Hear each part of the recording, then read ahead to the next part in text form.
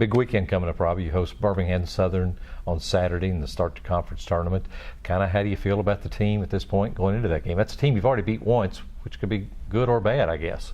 Right. We feel pretty confident going in. We're coming off of 2 wins, one against Berea, one against Sewanee. Birmingham Southern's a great team, and it was a battle last time we played them. We won 3-2, and we kind of rode Phil Sheehan at the end of the game.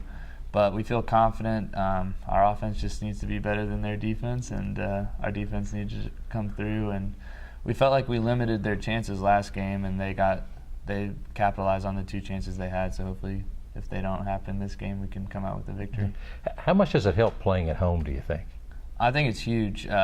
One, you don't have to travel, don't have to miss class, you get to sleep in your own bed. All those kind of things factor in, and then hopefully we can have a good crowd on Saturday, and that can, give some energy to the team and bring some life to the game. Yeah, because sometimes the Saturday crowds are really, really, let's say energetic's a good word, wouldn't you say? And I would think that has to help. Yeah, definitely. And we played against Sewanee on Saturday, and they had a good crowd, and that just brings a little more life to the game. And so hopefully our fans can do that this weekend. And anytime you're in a knockout game, it's good to have, a backup with the fans to kind of cheer you on and push you to the next level.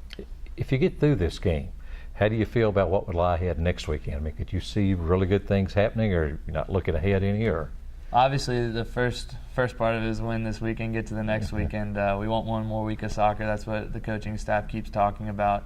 But if we do win, I think it sets up nicely. We felt like we let one slip away against Oglethorpe the first time, and we're assuming that they win as the number 1 seed. So going down there, playing on their turf field, I think turf sets up nice for us because it's a fast-paced game for us. I think we play well on the turf. It'll be fun to hopefully play them again and perform better because we didn't do the best we could last games against Oglethorpe. So it'd be nice to play them again. If you're going to have a good stretch for the next week or so, who's a couple of guys that really have to come through for you? Yeah, obviously in the back, Bailey Spade in goal needs to come up big for us. He's done it all year, and hopefully he can continue that. In the offensive end, we need Phil Sheehan to keep his run up, and then hopefully we can get a little more production out of Christian Gateskill because when he's on, he can be the most dominant player on the field. It's just if he can do that. And hopefully, with his last games coming up as a senior, he can kind of take that to heart and perform. Well, just bring his mother down to the sideline. Let her get on him a little bit. Yeah, exactly. She doesn't show him any mercy. Maybe that would work with Christian, you think? Yeah, we need her as a coach on the sidelines, getting on him. This season as a whole, I know last year Jeb was not happy. He's not a guy that takes losing very well. Right. That's trying to be tactful is how I say that. How much better has this season been, and what do you think this is going to do as far as building for the future now? Yeah, I mean, it's been great to get back into a winning record. A double-digit win season is great too, and then, obviously that is good momentum going into playing in the new stadium. We feel pretty good about our recruiting class already, so all that put together with the guys that are already here, the new stadium, the guys we're trying to bring in, and then building off this double-digit win season, I think we can really do some good stuff this next year and hopefully, break into the next tier of teams that's consistently going to the tournament, always going to be there for the conference championship, which we already are for the conference championship, but, the next national tier kind of thing. I think Jeb invented soccer at center. It seemed like he's been here that long, and over the course of years I've heard a lot of players talk about what it's like to play for him, which was kind of up and down, I guess. I think, what's it like to coach under Jeb? Is he easy on you, or is he tough on you as he is a player? Or?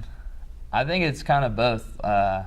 He obviously expects a lot from his players and from his coaching staff, but the one thing he always says is he's only as good as his assistants. So me and Jeremy, he lets us have a lot of free reign with what we do as long as it's within his parameters. So I think he gives us as long as it works? Yeah, as long as it works. So he gives us a lot of responsibility and kind of lets us do it our own way, which I think, really gives us confidence as coaches. So I enjoy working for him, and we know how he is because we played for him. He wants to win and never wants to lose, and that's how you should be as a coach. So is he preparing you to be a head coach? Is that what you'd eventually like to do? That is definitely what I would like to do.